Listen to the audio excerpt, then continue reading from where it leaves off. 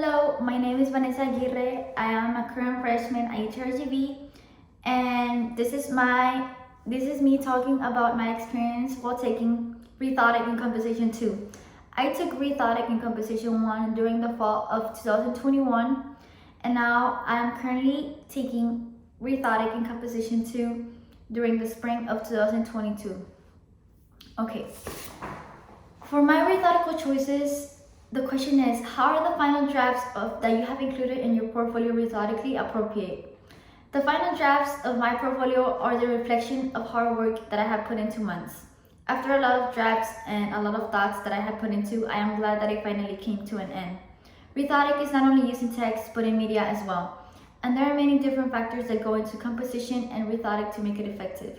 The final drafts of my portfolio are appropriate for the reason that they are complete now, and they have every part that at some point they didn't.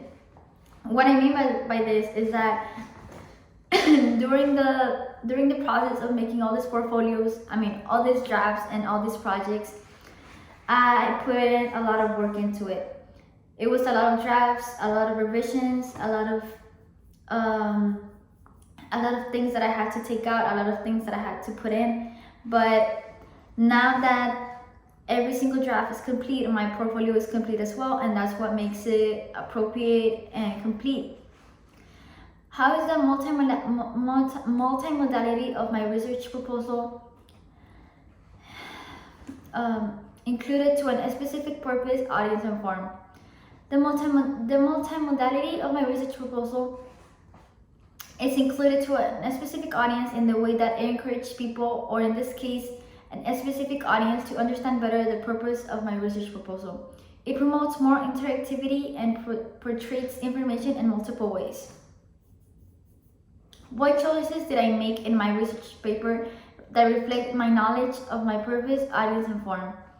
The choices I made during my research paper were that I wanted to transmit a purpose, but most importantly, a message to my audience. I wanted people to look at my paper and be able to identify with it. Of course, it would have to be people that were part of my community, and I knew it was going to be a difficult task, but I knew I needed a strategy. The choice I made was to include people from my community and try to find out what their interests were, so that I could try to find the answers to those questions during my research and be able to include them. That way they would be interested in my research, because I would not be doing it only for myself, but for everyone else. I wanted everyone to feel some sort of connection with my paper. I wanted everyone to feel connected to it in some way, especially people from my community, because I did my whole proposal and my whole research based on my community from church. And I wanted people to read on my paper and for me to transmit something into them, for me to be able to transmit a purpose and a message. I wanted people to feel a connection, that as they were reading my paper, I wanted them to be like, oh, this is actually interesting. I want to keep going and going and going. And I also wanted people to find out answers to their questions as well. I wanted them to know what they were looking for. I wanted them to know that what they were looking for, they were going to find it. Okay, how does your understanding of purpose, audience, and genre align to create a rhetorically effective remix artifact? I wanted to create a remix artifact so that I could show people a visual representation of what I was trying to promote or show. Because I know that for me, sometimes visual things are better than written things. And this is very important, because I feel that sometimes, us, while reading something, we want some type of image, or some type of something like a graph or a poster or something for us to create, that for us to have a visual representation of the things that we are reading into. To have a visual representation, and that way connect the dots and be like, oh, this actually sounds and looks really interesting, so I want to give it a try, or I want to keep going, or I want to keep reading it, or I want to be more invested, or I wanted to have a visual representation of what my paper was about. Okay, now for my revision. What are your thoughts on revision after being enrolled in 1301 and 1302? Okay, well, when I first took 1301, I thought that revision was something that was not completely necessary, but I was wrong. The reason why I thought this was because during high school, for me, in my experience, we never did revision for anything. We never did any drafts. We never like did any of that. For us, it was like to write a paper and turn it in. Like we would never ask for feedback.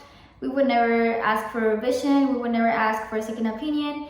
It would just be what you wrote, and if you know it's good enough, then like turn it in. And there were no drafts, no like first proposals. There was none of that. So for me, when I first took 1301, for me that was completely new, and I didn't know how to like react, and I thought it was a bad thing at first, because like I said, I was used to not revising and editing and asking for opinions and feedback and revision and all that. So when I first took 1301, I thought that was gonna be a struggle, but as time passed by, I realized that it was actually a really good thing, because revision is important in the sense that it's a process. It's a process of changing something or the result of the changes that were made to make it better or have a more clear understanding of it. Revision helped me make my projects and papers way better. Revising made me take a second look at my ideas to make them more accurate, clearer, and more interesting and more convincing. Okay. What sources of feedback did you use during the semester?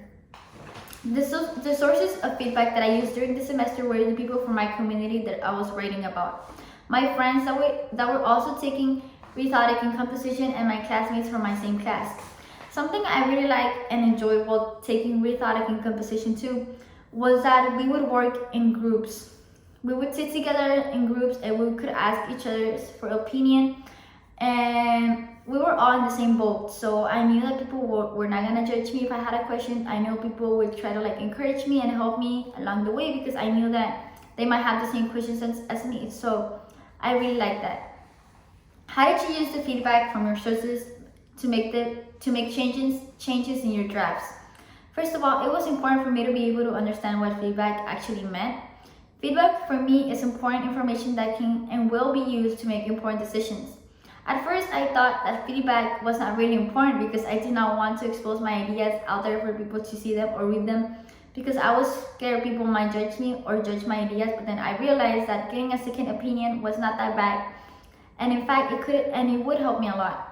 Some of us are better at receiving feedback than giving feedback, but at the end of the day, all of it is beneficial and helps us improve on our papers. Okay, now for the inquiry and personal responsibility.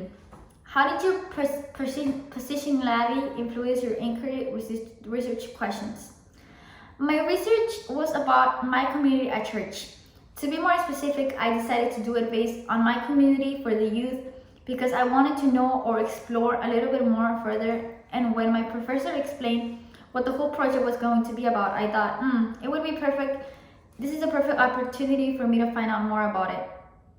My research question was how to get more involved into my community and grow positions at this community. The reason why I decided to choose this question was because I wanted to find a way to get more involved at the community, and I wanted to know how growing in positions would help me not only in my spiritual life but in my daily life as well. And I also knew that this question was going to bring in a lot of people from my community together, because I realized that while doing the interviews, people were actually had questions that they didn't know they had. Like I would ask people I would ask people from my community that were already in the position that I was trying to get into. I would be like, how did you get to this position? What did you have to do? Who did you have to get involved with? What were the steps, or what do you do? And people would be like, you know what, that's actually a really good question. Let me look it up, or let me try to help you. Or other members of this community would be like, you know what, whenever you find the answer to your question, let me know, because I want to be part of this too. And I would be like, okay. So that was my whole intention with this research, to bring people from my community together, and for me to be able to give them answers that they also wanted. Okay. Okay. How did you decide which perspectives or sources to include or exclude in your writing and revision? For my sources, I decided to use the ones that were reflecting the idea of what I was trying to express and transmit. How might the research and writing that you did this semester impact other people? I think it will impact other people, such as my professors from my future classes, my friends, and my people from my community. For example, taking this class helped me develop my idea of thinking logically. revising and editing, and giving and receiving feedback. And I know for a fact that this will come in handy later in my future classes. Learning. Which moments of your experience in this course stand out as the most significant learning experiences? The moments that stand out the most while taking this course were doing the interviews.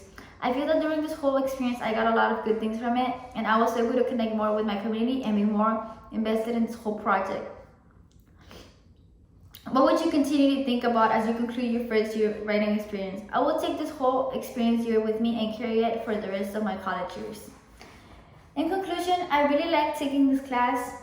It gave me a lot of potential and knowledge about drafting and editing, about feedback, about interviews, about working together as a group.